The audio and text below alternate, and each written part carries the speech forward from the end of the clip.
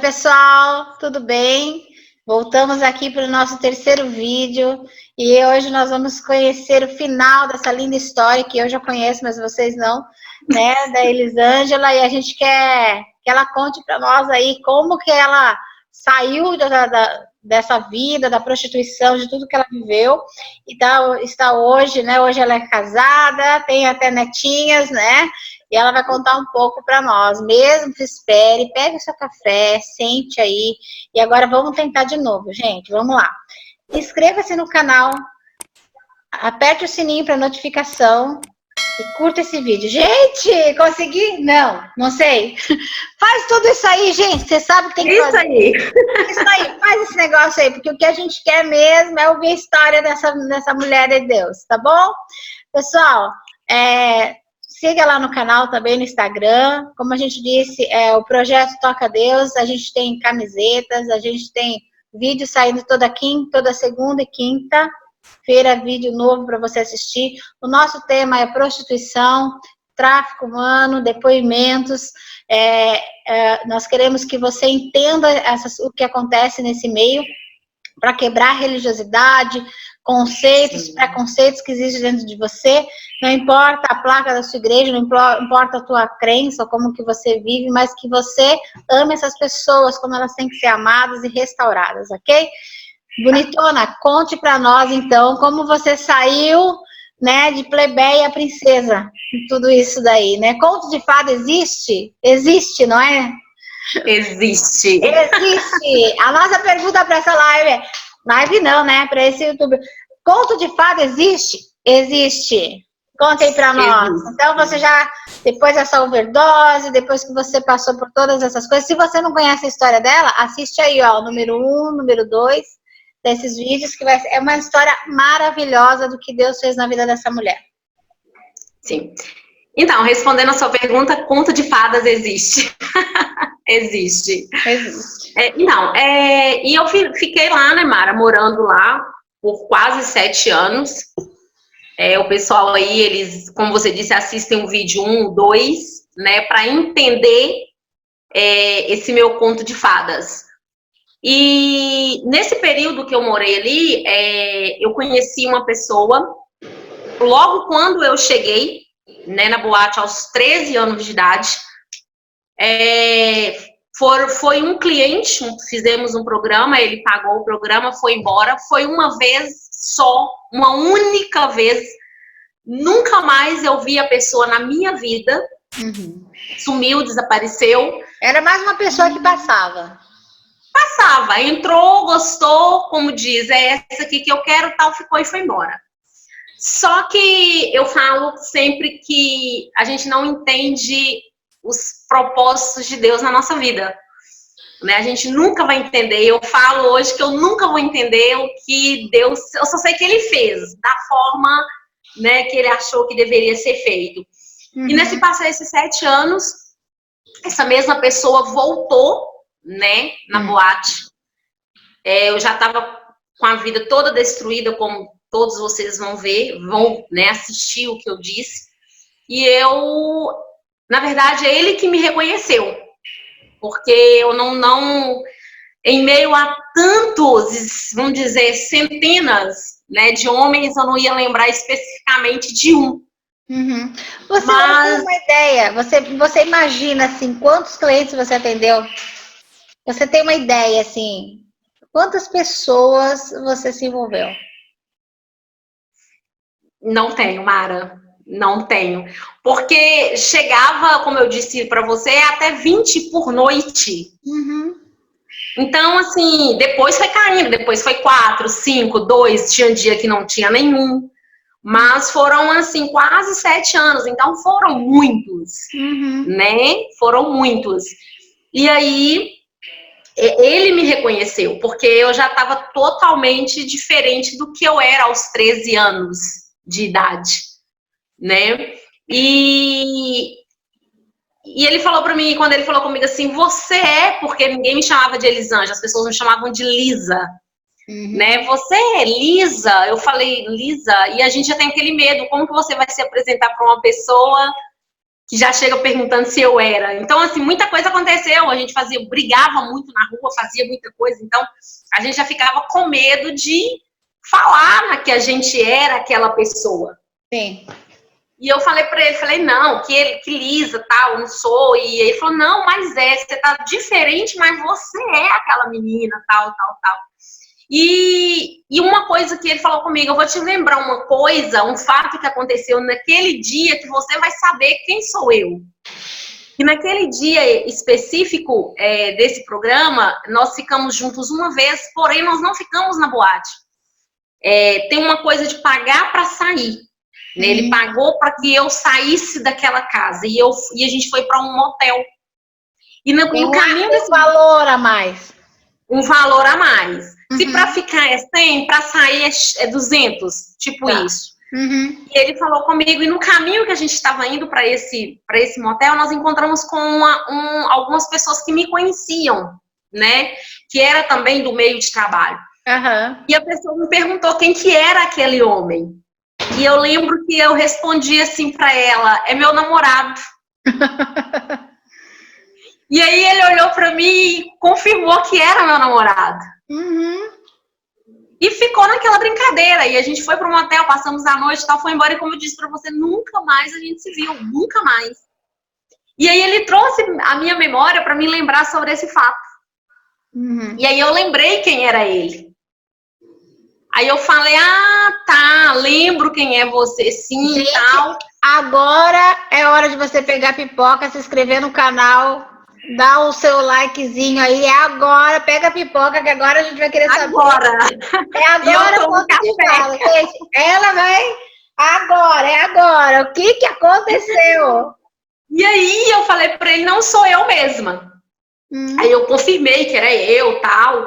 E aí, mais uma vez, né, fizemos outro programa. E o abençoado foi embora de novo. Passou como ele foi embora. Oi? Passou mais um cliente. Foi. Mais um cliente normal. Porém, 3 meses depois, ele volta na boate.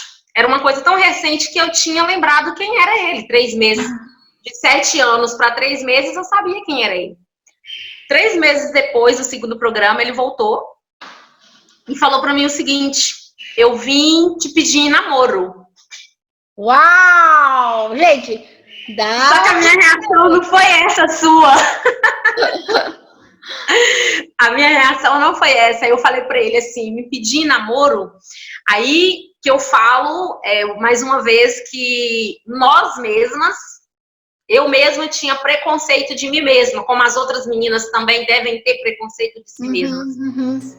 E eu comecei a falar, olha a minha vida, eu sou garota de programa, eu sou usuária de droga, eu fumo, eu bebo, eu fico apontando, eu acho que é igual quando Jesus chama a gente. Você deu a identidade que Satanás deu para você apresentou para ele. Falou assim, eu apresentei o meu currículo. Esse é meu currículo. Satanás te deu, você deu para ele. Eu falei para ele, você tem noção do que você está propondo para mim? Falei para ele, você tem noção disso? Olha quem eu sou. Lógico que não, que eu não vou aceitar ser sua namorada, você é louco. O que a sua família vai pensar? O que as pessoas vão pensar? O que eu comecei a colocar um monte de porém, que não. E aí, ele falou, não, tudo bem, então já que você não vai aceitar, eu não posso voltar mais aqui, porque agora eu sou cristão, né? Tem 3 meses que eu estou na igreja. Eu não posso. Pipoca e refrigerante agora, então. Tem 3 meses que eu tô na igreja. Ó, toda vez que eu conto, Mara, tem que pôr a mão no meu coração pra você ver que assim, ó. Ela tá virando princesa, é a transformação. A transformação. E aí eu falei pra ele falou comigo, então eu não posso mais voltar aqui. Né? Eu não posso mais voltar. E começou a colocar. Eu falei, não, tudo bem, mas eu não vou aceitar, porque eu não sou a moça que você procura para você casar. E o que Ele falou, você eu vou deixar o meu número... O que você pensava? Oi? O que você pensou? Porque você nunca foi para uma igreja, você nunca teve uma experiência de Até igreja. então, no início, ele não me falou de igreja, ele só falou comigo que ele era... na verdade, ele não falou nem cristão. Tá, Ele mas falou, tipo assim, eu sou crente. então, quando falou crente, você pensou assim, abriu um abismo entre vocês dois, né? Não, Porque aí foi tipo assim, uma totalmente diferente, né? Não tem é, como. É a água e o vinho, não se misturam. porque mesmo que você estivesse vivendo tudo isso, você ouviu falar o que é crente, você ouvia falar, você devia ter uma noção, mas não saber o que era. Mas, é um Sim. povo que quer santidade, é um povo que busca Deus, é um povo... Você tem um padrão, né? A pessoa que está nos assistindo, você que não é crente, que não aceitou Jesus ainda, que você tem um padrão, né? Então, de repente, eu tenho um currículo que Satanás me deu e agora eu tenho um crente na minha frente. Né? Como é que era isso dentro da sua cabeça? Não, foi uma mistura, foi uma confusão que a minha reação foi falar não. Né? Não, porque eu sabia que não era, por mais que fosse uma proposta, assim, eu acho que as pessoas, que eu sempre sonhei com isso, em ter minha casa, minha família, mas não era, tipo assim, quando aconteceu, eu não acreditei. Foi tipo assim, é mentira. Uhum. E eu até falei pra ele, eu falei assim, mas várias pessoas falam isso, mas na hora de assumir não assume ninguém, né? Eu vejo várias meninas saindo que vai, e quando é um mês depois já volta de novo, porque parece que a pessoa só quer levar porque vai ter o sexo de graça, tipo isso, né? E aí ele falou comigo, não, eu vou deixar. Eu falei, olha, vou anotar meu telefone aqui nesse papelzinho aqui, aí você guarda, depois, né, quem sabe, aí a gente vai conversando. E aí ele foi embora. E nunca mais, assim, eu pensei, não, acabou, né? A minha chance era agora, mas assim, naquela hora eu não pensei que eu tava perdendo alguma coisa e nem nada. Pra mim era mais um que passou. Porque a gente não liga muito pra isso de sentimento, de se apegar a uma pessoa só. Eu mesmo não... Uma carcaça, né? Você virou uma carcaça só, né? Era só Exatamente. Uhum. Então, assim, eu não me preocupava em questão de sentimentos. Para mim, eu fazia o meu papel, a pessoa pagava e pronto. Era a minha vida, era assim. E aí, mas só que tinha um amigo dele que eu tinha ouvido naquele dia que a gente estava, naquele sábado à noite que a gente estava conversando, que ele, eu lembro até hoje, 16 de abril de 2000, lembro tudo. Num sábado, a gente estava conversando e eles diziam que ia jogar futebol no domingo de manhã junto. E esse amigo dele morava próximo à boate lá. Então, eu sabia que ele ia encontrar com ele. E aí, eu anotei o meu número e falei, entrega para mim esse número para seu amigo e fala para ele me ligar. E passou o domingo todo, domingo a gente não trabalhava, então passou o domingo todo, ele não ligou, não falou nada. E quando foi à noite, ele ligou, né? A gente não tinha celular na época, 20 anos atrás, celular, essas coisas, eram pouquíssimas pessoas que tinham. Mas tinha um orelhão na porta da casa, ele ligou e eu atendi, me chamaram. E ele falou, eu falei, não, volta aqui pra gente estar conversando.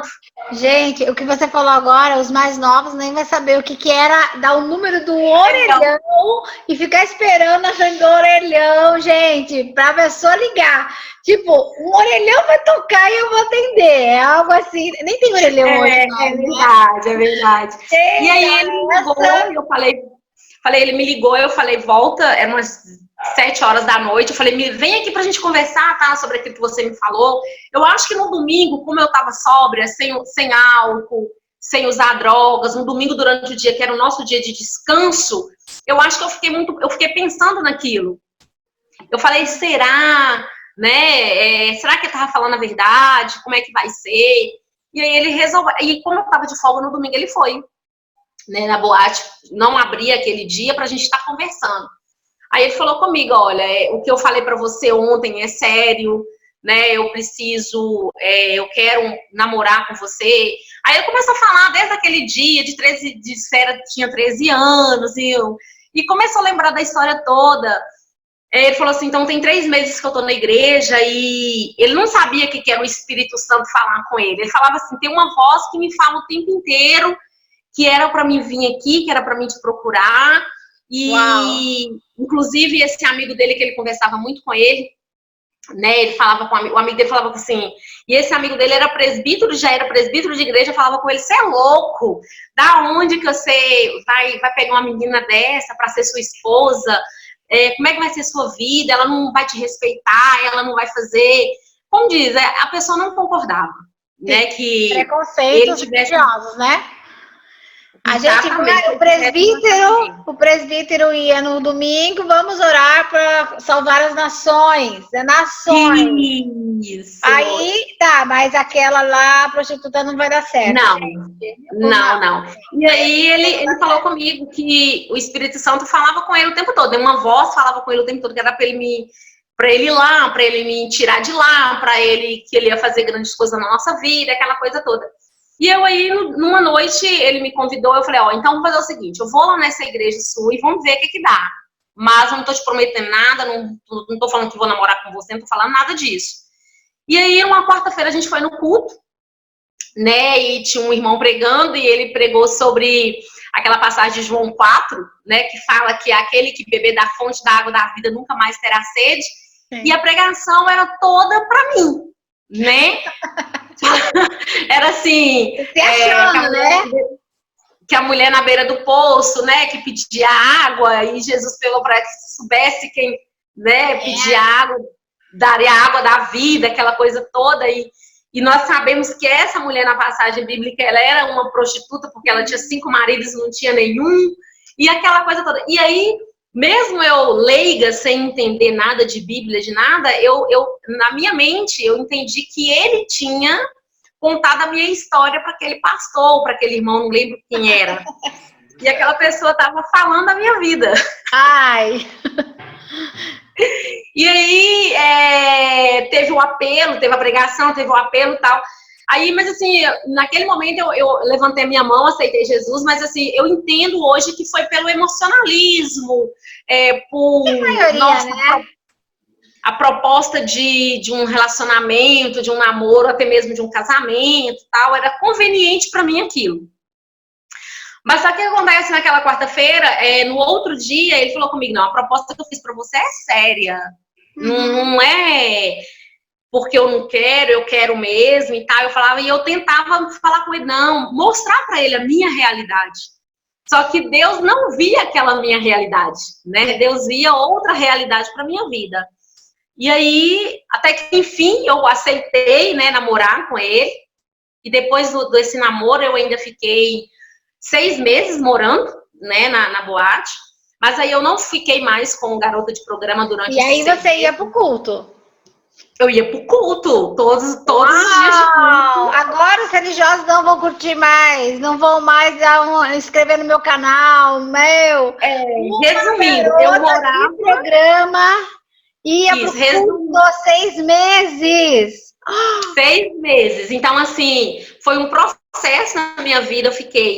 Eu converti, né, aceitei Jesus, e depois eu não fiquei mais na prostituição, eu fui ser ajudante na cozinha da casa. Foi um processo, né? Foi um processo, eu fui ajudar a cozinheira na cozinha e ia para os cultos. Aí eu tinha minha chave do portão dos fundos, eu entrava e saía pelo portão dos fundos, as pessoas me procuravam, os homens me procuravam, e as pessoas não entendiam que a minha vida estava tomando uma outra direção, que não era mais aquela Elisângela, e as coisas foram acontecendo e eu morando lá. Mas eu convivi, sim. Então, mas é bem isso, né? A religiosidade. Nós estamos tocando agora nós estamos chegando na religiosidade, né? De que exatamente o que a gente falou lá no primeiro vídeo, se você não viu, assista o primeiro vídeo, é que a igreja, quando ele vê esse ato, que a pessoa, o pastor, alguém fez o apelo, aceitei Jesus, que como você disse, é por um emocional, por condições, por tudo que acontece. Eu creio que 99% das pessoas são assim. Nós não temos uma consciência de quando nós aceitamos Jesus, o que é, mas é algo sobrenatural que Deus tem para nós, porque Ele planejou isso lá no ventre da sua mãe, né? e foi só passando por tudo isso. E aí o que acontece? É exatamente isso, esse momento. Eu queria que você falasse algumas das rejeições que você sofreu, até no momento que você aceitou Jesus, esses 6 meses, que as pessoas que você se relacionava ou trabalhava, eu garanto, lá no prostíbulo, acho que aceitava até essa metamorfose que você estava vivendo, do que aquelas pessoas que, se soubesse que você era dado prostíbulo, mas ela não está crente de verdade, porque ela ainda está indo lá, porque ela ainda não se converteu mesmo. Gente, na verdade, eu morava lá, né? Então, assim, quando uma irmã do círculo de oração, ou a mulher do pastor, ou a presbítera, ou aquela pessoa que, aceitei Jesus, já tá vindo aqui na igreja, mas você não tinha roupa. As suas roupas, os seus hábitos, o teu exterior e a tua vida prática, ela continuou sendo ainda do jeito que era. E a gente não tem... Aparentemente sim, mas o que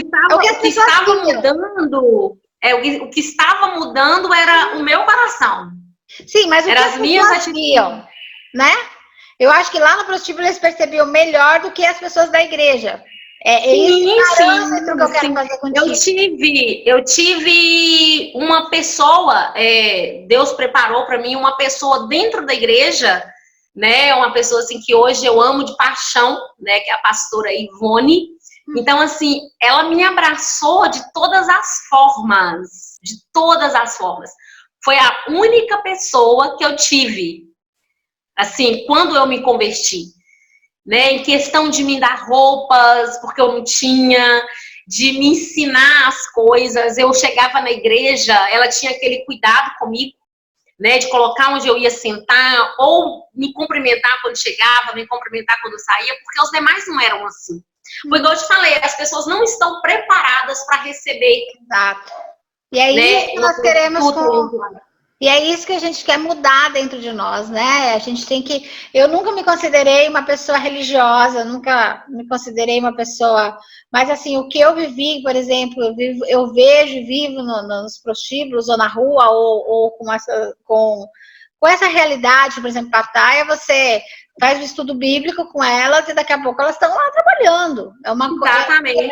Só que a semente, Mara, eu entendo que a semente ela é plantada. Exato. Só que assim, essa semente ela vai germinar e vai frutificar. Vai. Só que isso aí é certo. O meu ponto é essa metamorfose, ela vai acontecer, essa mudança que aconteceu com você nesses 6 meses, ela tem que já estar pronta dentro da igreja.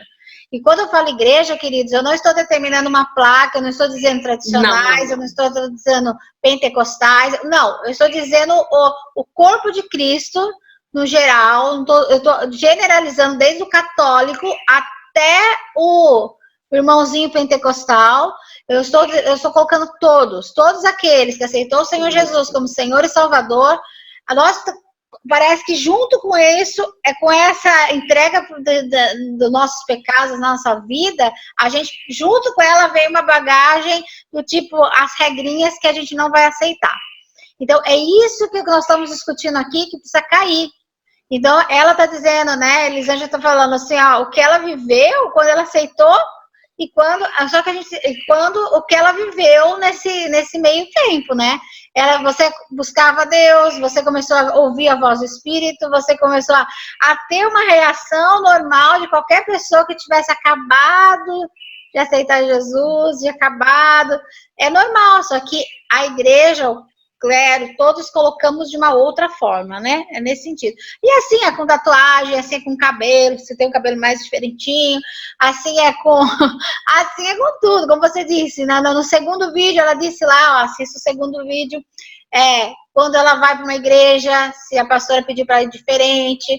Então, eu queria que você contasse uma experiência que você viveu essa transformação que você falou, como você sentiu de ser aceita dentro da igreja depois, no corpo? Como é que foi para você ser aceito? Porque no primeiro você disse que nunca foi abraçada. Quando você era uma menina. Não. Então agora a gente supõe, porque a gente é amor, a igreja ama, tudo é lindo, maravilhoso. Como é que foi quando você chegou e o que você sentiu? Conte, na verdade, não responda nada. Vou contar tudo. Vou contar tudo para você. Mas, como eu disse para você, as pessoas, eles não te abraçam logo de início quando você se converte, quando você chega na igreja, né? Não tem essa coisa. Eu tive uma pessoa, né, para a glória de Deus, que me abraçou e que me acolheu, né? Que eu tenho um amor muito grande por ela até hoje, né? Mas, como eu te disse, as pessoas não estão preparadas para receber, né? Para abraçar, para te convidar para participar das coisas, né? De mulheres, da igreja. Tipo assim, eu ficava sabendo, mas não era convidada, então, como eu sempre vou dizer, o próprio preconceito já vem da gente mesmo, né? Já vinha de mim mesma. Então, assim, não estão preparadas. Naquela época, há 20 anos atrás, não estavam preparadas. Hoje, continua a mesma coisa, não estão preparadas para receber, né? A gente, com as pessoas com esse carinho, com esse amor, com essa atenção, com esse cuidado, com esse zelo. Porque talvez se eu não tivesse tido essa pessoa, eu não teria permanecido, né? Eu teria, tipo assim, ninguém me olha, ninguém me vê, então vou embora, né? Mas Deus abençoou que eu tive essa pessoa e, na verdade, ela cuida de mim até hoje. Sempre ela me liga, manda mensagem, como é que você tá, o que tá acontecendo, tô bem. Então, tem que ter. É tipo eles falam pais e mães espirituais, né? Exato. Mas eu acho que se tiver um que faça, né? É alguém que tem esse coração e se volte para isso, né? Foi o que você disse, eu firmei por causa desse vínculo, né? Nós não vamos ter um vínculo com 100 pessoas, com 50 pessoas, mas se um resolver ser pai e mãe de coração mesmo, né? Eu vou ter que sair, Mara, para terminar o almoço. Também. Mas olha só, eu quero finalizar contigo. E daí você casou com o seu príncipe encantado. Aí aceitei a proposta, né, de casamento. Depois de 6 meses eu casei, né? Ele já vinha de um outro relacionamento que já estava separado há muito tempo antes de estar comigo. E veio com 3 filhos, né? Pequenos na época. Veio um pacote, marido, filho, né? Veio os 3 e já se passaram 20 anos, então eu disse que contos de fada existe. Isso. Né? Já se passaram, eu completo agora, dia 18 de junho, 20 anos de casada. Uau! 20 anos de conhecedora de Jesus, né? Não vou dizer crente, mas conhecia Jesus. Me libertei das drogas, da prostituição, e Jesus transformou, né? Ele transformou a minha vida de uma forma assim que eu tento explicar nas palavras, mas é difícil. É difícil expressar em palavras esse grande amor e o que Jesus Cristo fez na minha vida. Que legal. Mas olha, foi muito bom ouvir tua história, foi muito bom ver a obra que o senhor fez. E eu quero agradecer também a Carol Paiva, né, que nos apresentou. A Carol é uma pessoa maravilhosa, né, que Deus colocou na minha vida também, que faz um trabalho maravilhoso. Então, assim, a Carol é maravilhosa, sem palavra para descrever essa mulher. A gente tem conversado, a Carol Paiva também. Eu creio que Deus vai mobilizar algumas coisas aí nos bastidores também, da gente estar conversando com ela. Eu quero agradecer de todo o coração, quero te agradecer pela confiança, o privilégio também de estar começando no canal com você, foi uma história maravilhosa. E eu quero também deixar para vocês, queridos, que você tem o desejo de levar essa missionária para sua igreja, para contar os testemunhos, passando essa pandemia, né? Só entrar em contato, eu passo o contato dela, ela vai ser uma bênção, vai ser muito bom, como vocês puderam ouvir. Ela tem muita coisa ainda para falar, porque ela não falou tudo ainda. Qualquer dia a gente faz uma live, mais daqui uns dias, né? e a gente vai conversando mais. Querida, muito obrigada, muito obrigada, e que o Senhor acrescente cada vez mais sobre você, sobre a tua casa, sobre os sonhos que o Senhor tem sobre a tua vida. Hoje ela é uma agente de turismo. Se você quiser fazer um passeio também, ele está aí providenciando para você passear por esse Brasil aí, para qualquer lado, né? Então, qualquer coisa, só contato com ela. Queridos, vocês que estão me acompanhando, gostaria que tenha aí também o nosso contato, pode conversar com a gente. Se você tem um testemunho assim também, entre em contato para a gente conversar, para que a palavra do Senhor, a restauração das pessoas sejam divulgadas e feitas de uma maneira para incentivar outras, ok? Obrigada, Elisângela. Muito obrigada. Mara, eu que te agradeço mais uma vez pela oportunidade, que Deus te abençoe, que Deus continue abençoando esse projeto lindo no seu coração. Você pode ter certeza que nasceu no coração de Deus para a sua vida. Amém. E tantas outras mulheres, como Deus transformou a minha vida, vai transformar e vai mudar também. Amém. Tá bom? Que Deus continue abençoando você, sua família, seu ministério. E muito obrigada pela oportunidade, pelo convite. Deus te abençoe. Você também, linda. Beijo para você. Beijo. Tchau. Tchau.